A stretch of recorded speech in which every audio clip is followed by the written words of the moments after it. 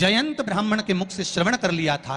कि बैसाख महीने में अगर शिवरात्रि पड़े और उस शिवरात्रि पर एक कलश का पात्र, लोटा तांबे का या मिट्टी में रखा हुआ जल पात्र में लेकर एक बेलपत्र का छोटा सा भाग उसमें छुआया हुआ, और फिर निवेदन कर रहा हूं अगर बेलपत्र उस दिन नहीं मिले तो पात्र लेकर चले जाना मंदिर में। मंदिर में शंकर जी पे तो बेलपत्र चढ़ी होगी ना, अरे बोलो तो जरा, चढ़ी होगी ना। उसी बेलपत्र को धोकर फिर जल के पात्र में उसको छुआकर फिर शंकर भगवान को भावों से, दिल से जो चाहते हो, धन वैभव संपदा सत्ता या रोग से मुक्ति, चाहे उदर से जुड़ी हो। हाँ, एक चीज का ध्यान करना, अगर संपदा के लिए, विवाह के लिए या विद्या के लिए या अन्य चीजों के लिए आप शिव जी को जल चढ़ा रहे हो तो उसके जल को उठाकर नहीं लाना है। और अगर रोग के लिए जल चढ़ा रहे हो कि मुझे ये तकलीफ है, घर में ये बीमारी चल रही है या रोग चल रहा है या किडनी का या लीवर का या कैंसर का या ब्लड प्रेशर का, तो जो जल तुमने समर्पित करा उसको लेकर आकर आचमन भी करना। कौन से दिन? जम के बोलो जरा। शिवरात्रि शंकर कह रहे हैं, मां उमा से, मां पार्वती से मेरा महेश कह रहा है, मेरा बाबा भोलेनाथ, मेरा बाबा विश्वनाथ, मेरा त्रिकालदर्शी कैलाशी अविनाशी कह रहा है कि हे पार्वती, एक बीला, एक बेल जो मुझे समर्पित करता है, और समर्पित करने के बाद उस बेल की महत्वता देखिए, जो बैसाख महीने में बाबा शंकर को जो चढ़ाया जाता है और 1000 अश्वमेध यज्ञ का पुण्य फल हम प्राप्त कर लेते, मात्र एक फल चढ़ाकर, मात्र एक फल चढ़ाकर। हे पार्वती, संसार का मनुष्य जब मुझे वो बेलपत्र समर्पित कर, वो बेल का फल समर्पित करता है, पार्वती वो फल जो मुझे चढ़ता है, फिर मैं भले नर्मदा के जल से निकला हुआ कंकर शंकर क्यों ना हूं,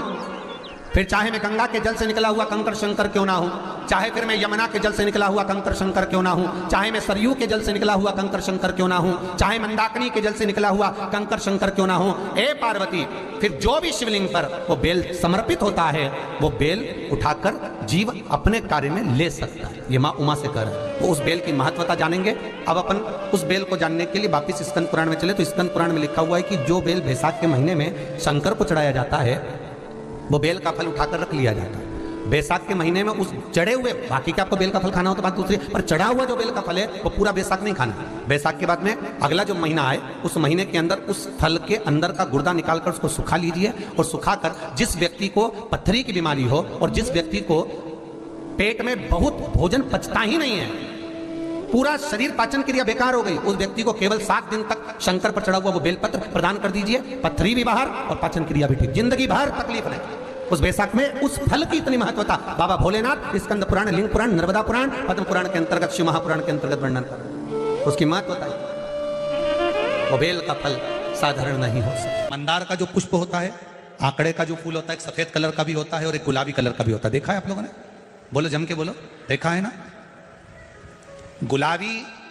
कलर का जो पुष्प होता है वो आप मंदार का, आंकड़े का जो गुलाबी कलर का पुष्प होता है, आप टीवी पे देख रहे होंगे, एक सफेद देख रहे होंगे, एक मंदार का गुलाबी फूल, नीला कलर का फूल देख रहे होंगे। जो नीला कलर का जो पुष्प होता है, गुलाबी कलर का जो आंकड़े का फूल होता है, प्रयास करना, जब किसी विषम परिस्थिति में फंस गए, विषम परिस्थिति, जब आपको लग रहा है कि मुझे बहुत भय लग रहा है, कुछ बुरा होने वाला, आपको लग रहा है आज मेरी उल्टी आंख बहुत फड़क रही है, कुछ गड़बड़ होने वाला, आपको लग रहा है मेरी सीधी आंख फड़क रही, कुछ गड़बड़ होने वाला, तब केवल वो नीला जो गुलाबी पुष्प है मंदार का, उसको कहीं से लाकर शिवालय में अशोक सुंदरी वाली जगह पर स्पर्श कर कर शिवलिंग पर आप चढ़ा दीजिए। आपकी विषम परिस्थिति कैसी भी होगी वो रास्ता बनाकर बाहर निकल जाएगी, आपको फंसना नहीं, परेशान नहीं। मंदार आंकड़ा, सफेद आंकड़े का पुष्प भी भगवान शिव को समर्पित होकर, जैसे बेले के फल का गुर्दा, बेल का जो फल होता है, बेलपत्री का फल, उसका जैसे गुर्दा, उसके अंदर का जो भाग होता है बेल का, वो गुर्दा,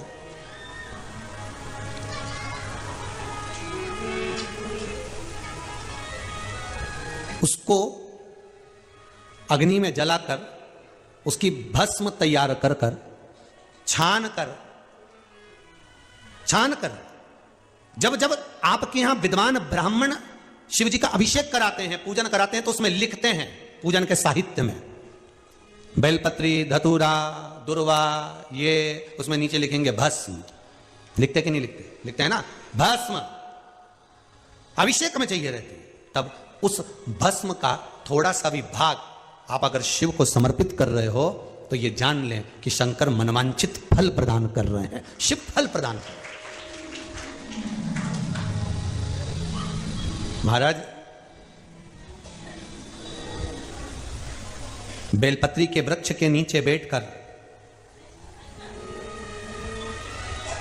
हाथ में एक बेलपत्र का पत्ता रखकर आप पंचाक्षर मंत्र नमः शिवाय, ओम नमः शिवाय या श्री शिवाय नमस्तुभ्यम या महामृत्युंजय मंत्र का स्मरण कर रहे हो और डंडी का भाग अपनी ओर, बेलपत्र की बीच वाली पत्ती का भाग बीच वाली उंगली की ओर रखकर अगर आप स्मरण कर रहे हैं और अपनी कामना कर कर बेलपत्री के वृक्ष के नीचे बैठकर उस पत्ते को सम्मुख रखकर बाबा से विनय कर कर एकांत में उस बेलपत्री के वृक्ष की छांव में, बेलपत्री के वृक्ष की छांव आप कामना कर कर उस पत्ते को शंकर भगवान के ऊपर समर्पित कर रहे हैं तो ये जान कर रखें कि पार्वती और शिव का मिलन करवा रहे हैं और अपनी मनवांछित फल कामना पूर्ण करवा रहे हैं। क्योंकि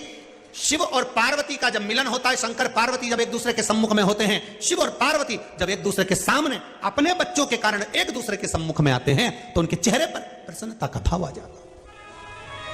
फल, मनवांचित फल की कामना आप जिस कामना के लिए कर रहे हैं, विवाह के लिए, नौकरी के लिए, सर्विस के लिए, व्यापार के लिए, रोग मुक्ति के लिए, आप जिस कामना से कर रहे हैं। ईश्वर महादेव, जो व्यक्ति पथभ्रष्ट हो जाए, जैसे मदिरा के नशे में पड़ गया, कहीं जुए में पड़ गया, कहीं मांसाहार में पड़ गया, कहीं व्यसन में पड़ गया, कहीं गलत काम में अगर कोई जा रहा है तो श्रंभेश्वर महादेव के नाम से काली तिल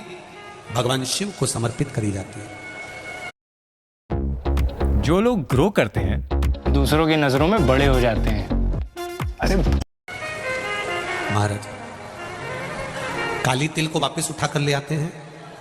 उसी काली तिल को जो मदिरा का नशा करने वाला होता है या जो गलत व्यसन में डूबा हुआ होता है, उसको वो सुबह के समय अगर नहीं खाता तो भोजन के साथ उसको दिया जाए। श्रंभेश्वर महादेव,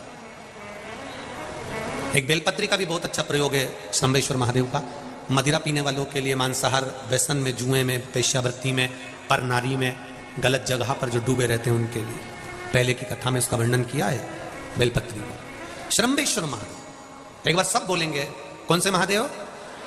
श्रंभेश्वर महादेव। फिर जम के बोल लो एक बार, श्रंभेश्वर महादेव। जब हमारे घर में क्रोध बढ़ता है या कोई गलत कार्य में जाने लगता है तो श्रंभेश्वर महादेव का हमें शरणागति लेना चाहिए, श्रंभेश्वर महादेव का पूजन करना चालू कर देना चाहिए। कई लोग कहते हैं महाराज जी ये श्रंभेश्वर महादेव का मंदिर कहाँ मिलेगा, हम कहाँ पूजन करने जाए? कहीं नहीं जाना, तुम्हारे घर के पास में जो शंकर जी का मंदिर है वहीं जाओ,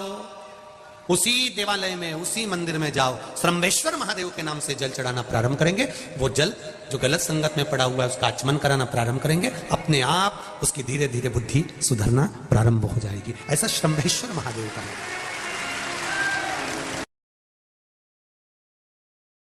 का गुर्दा, बेल का जो फल होता है, बेलपत्री का फल,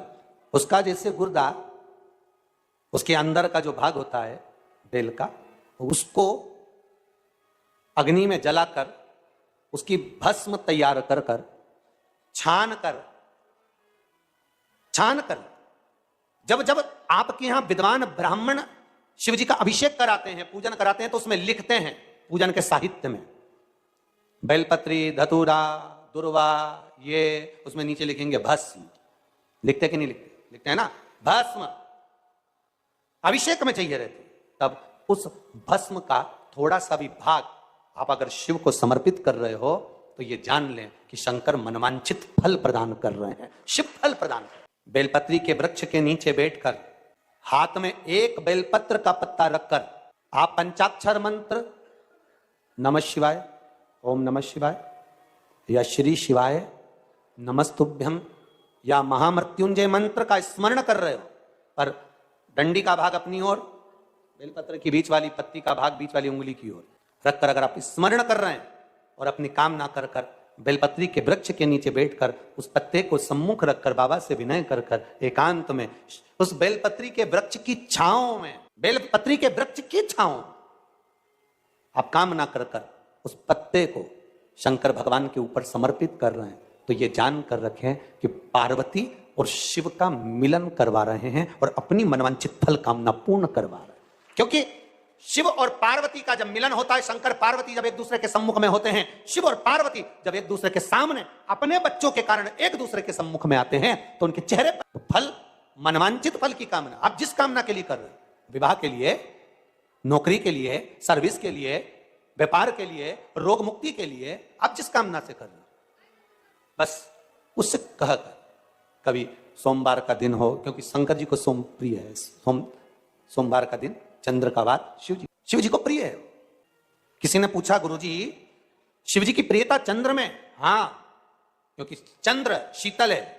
शंकर भगवान के कंठ पर विष है, शीतलता का भाव अच्छा लगता है। शंकर भगवान को इसलिए कहते भोले, भोले को भोला पसंद है। आप जितने भोले रहेंगे, दुनिया के लोग भले आपको मूर्ख कहें, पगला कहें, भोला कहें, पर आप शंकर के प्रिय हो। ज्यादा हमें चतुर नहीं बनना। क्या करें चतुर बन के?